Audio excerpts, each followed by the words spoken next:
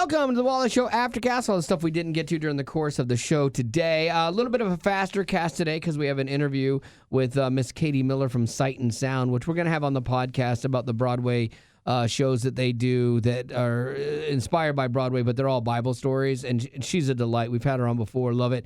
And we're also going to do a game with Betty Rock and myself where Betty has kindly and graciously agreed to let me spray her in the face with water for this Noah game, which I'm really, really looking forward to. You're assuming that you're going to get the chance to spray me in the face with he will. water. Yeah, and we have to go no glasses. I'll even take my glasses off. Good call. Yeah, because the way it works, if she gets an answer wrong, I get to spray in the face, but if she gets it right, she gets to spray me, and vice versa. We'll see how it goes. How negatively, let's say he sprays you 7 times. Yes. There's 7 opportunities for spray bottle. Yes. Will that negatively impact your makeup, or is your makeup No, it'll negatively impact it, but at least I'm not going anywhere. Yeah, okay. So. Well, I appreciate that. It doesn't negatively impact my life. It'll be interesting to see if, like, she looks like she's been crying. She goes to Chick Fil A and, like, you should do that. And you just like, I'd like a chicken, a number 1, please. Maybe they'll give it to me for free. They'll be like, oh my gosh, this lady must have just had her pet die. That's a great idea. Yeah.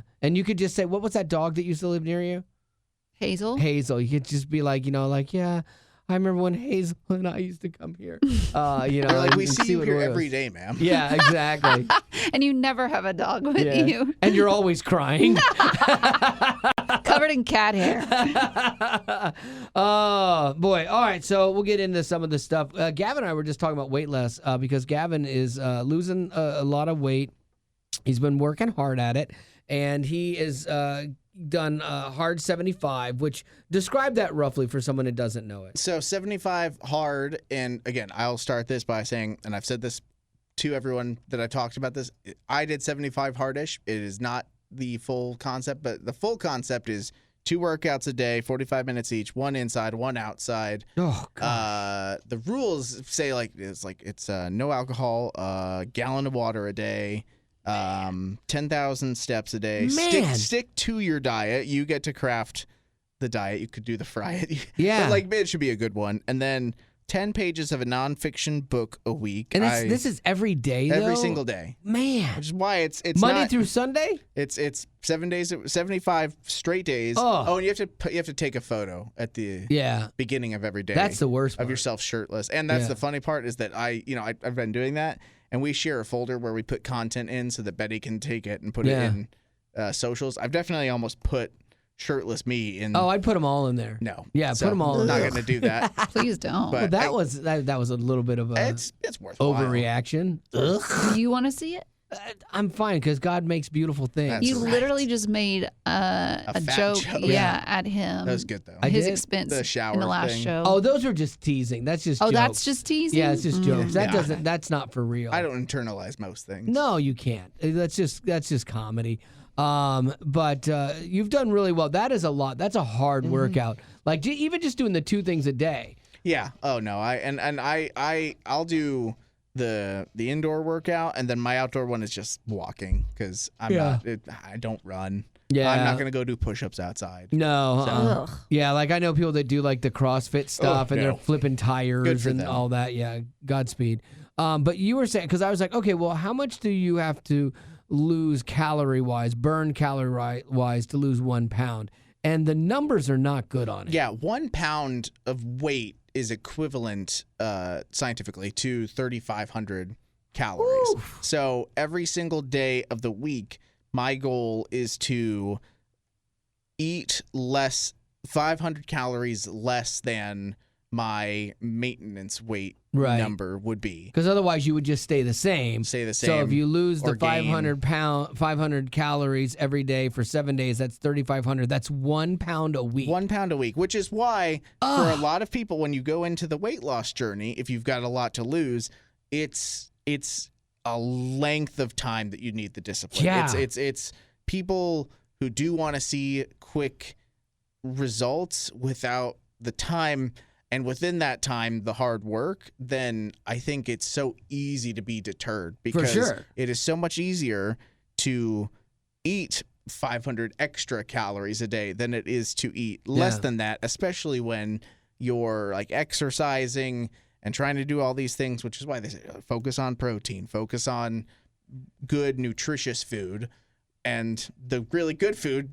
It's way higher in calories. My lunch today is an Uncrustable. I eat like a 4-year-old diet. Like that's the thing. 5-year-old diet, kindergarten diet. I'm having an Uncrustable, and that's it, and a water, and I'm gonna go foil, so that gives me some exercise, and so I'll be way under my goal today. You do it in a sensible you dinner. do it in a way that's just scary to Yeah. me. But you're also But when I only lose 1 alive. pound, I hate it. For me, minimum of 2 pounds a week. And I'm running out of time. I got the wedding, my daughter's wedding coming up in 23 days. And so I need to It's crazy. Is there like a supermodel diet? Wrap yourself in Yes. a garbage bag. I love where you're going and with go this. outside. yeah, it's hot out right now. Yeah, that's probably a good idea. I'll just sweat it off and pass out. So yeah, I have a, like Betty today has been eating cinnamon rolls that somebody brought in. I love that. And she's been pounding them, had extras, and she's like, but fortunately she was being kind. She's like, they're not good. I'm like, they're good, aren't they? Let me smell your breath.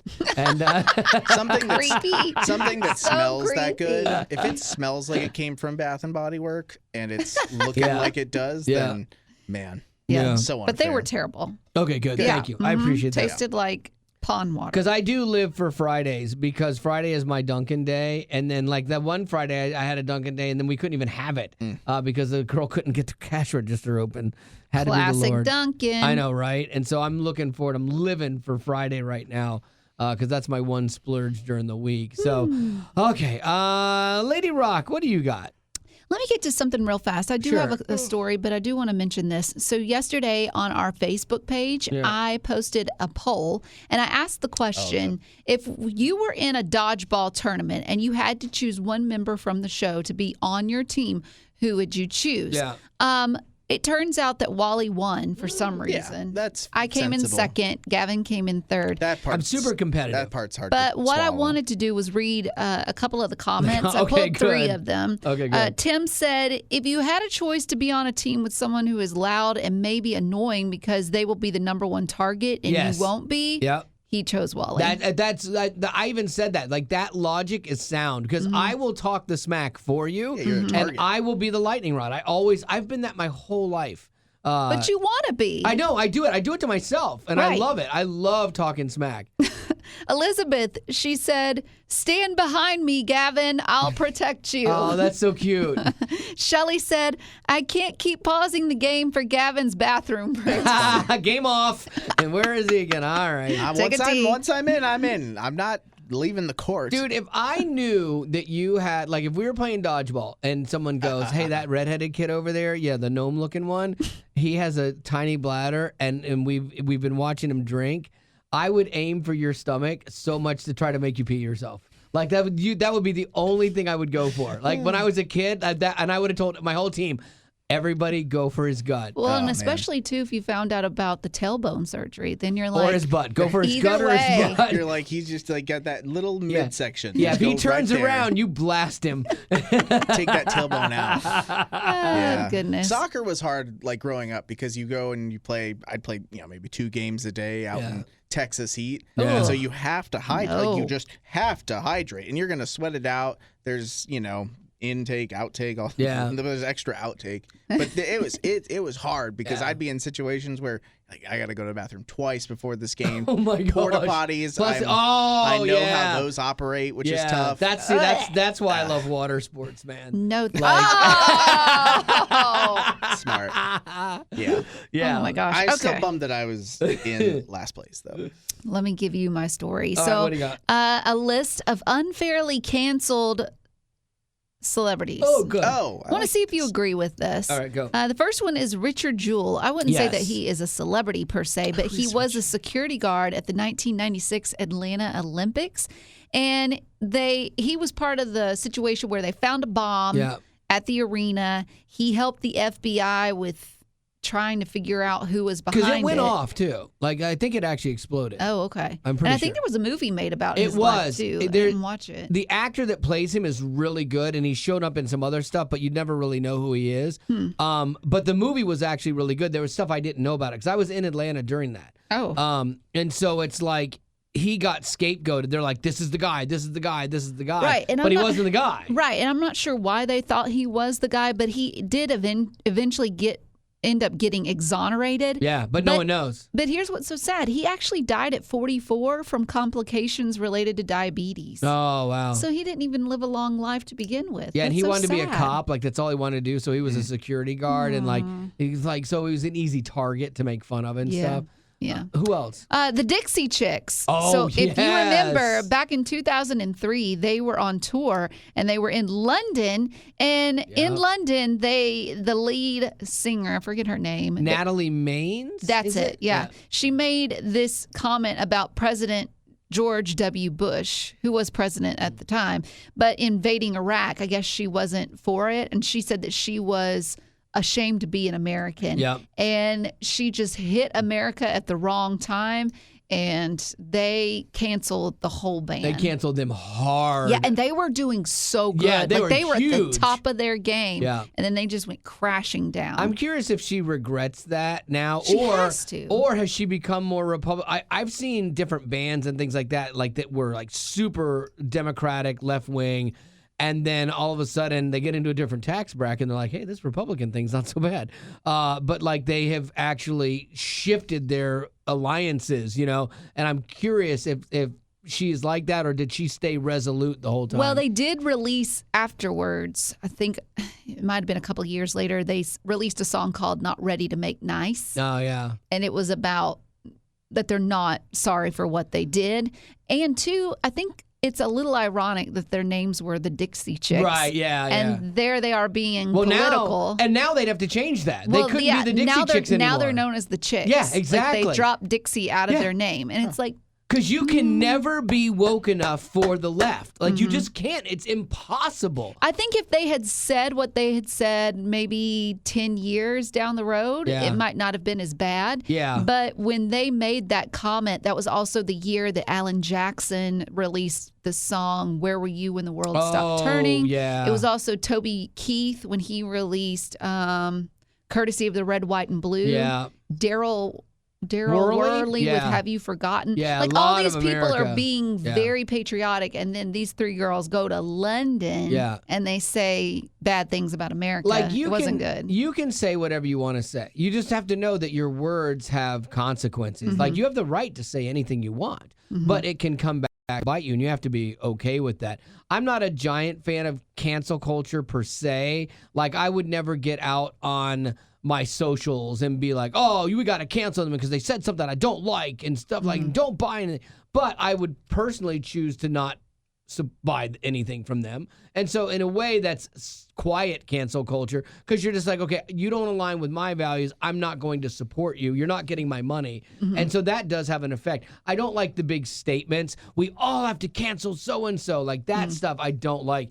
And what we found in modern since then is now the people that go back and push back against being canceled, those are the ones that survive it. Because for a while, cancel culture, you ran, like all these celebrities would run in fear from it, because if you did just the slightest wrong thing, you got canceled. But the people that were smart were the ones like Joe Rogan and some other people that were like, no, you're not canceling me. How about that? I refuse to be canceled. I'm going to be bigger and better than you ever imagined. And it works, you know? And that's the thing now. If someone tried to cancel me now, I'd be like, good. Do your worst. Thank you. You'll actually help the show be more popular than it's ever been. Oh, my word. And then finally, Rebecca Black. Yes. Bless her heart. Unfair cancellation. She was 13 years old when she released the song Friday.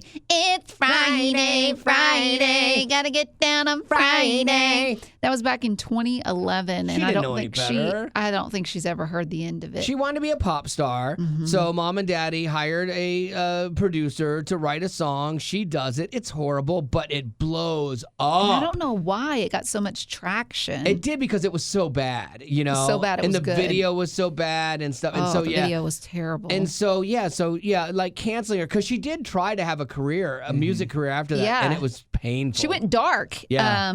a little bit. She went like emo. Yeah.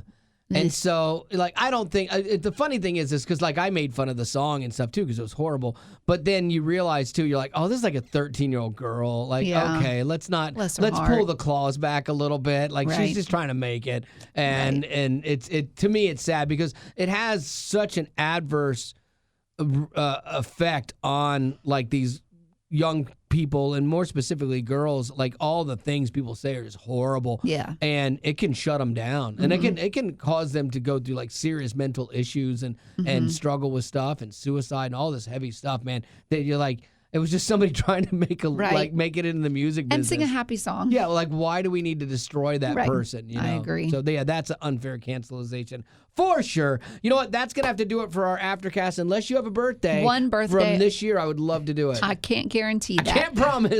Jessica, to her awesome teenage daughter Nora, happy birthday, Nora! Let's go, Nora! Nora is funny, caring, great at volleyball, has Nice. a ton of cousins that mean the world to her. She is raising a steer named Dutton Nice. for her Is that a 4-H deer? project. A steer. It's a cow. It's a male cow.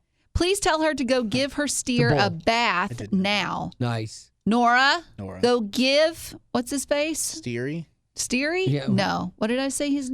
Dutton. Dutton. Go give Dutton a bath. He stinks. I wonder if that's from named it- Dutton. I wonder if they named it from Yellowstone because isn't that the last name of the guys? The Dutton. Oh, is it? I think it might be. I don't know. I could be wrong. Anyway, It could be Button. no, I don't think so. One, you don't name but a steer one letter Button. away. I would. Yeah, well, I know Here you comes would. little Button. Yeah, but little Button. Little Button needs a bath. And that's what all the other steers are like saying. Oh, look, here comes Button. You know, I was like, no, you don't do that to a steer. Come on. All right, that's gonna have to do it for this Aftercast. And as always, thank you for being a potty. Growing up in poverty has never been easy for children, but with the added challenges of the pandemic, conflict, and natural disasters, families around the world are facing an unprecedented food crisis. Unfortunately, those who are already hungry are now even more desperate. But by sponsoring a child through compassion, you can help provide life-sustaining essentials such as food and clean water. And with your compassionate support, that child can not only survive, but also flourish. You can find out how and choose a child to sponsor when you click on the compassion banner at wayfm.com.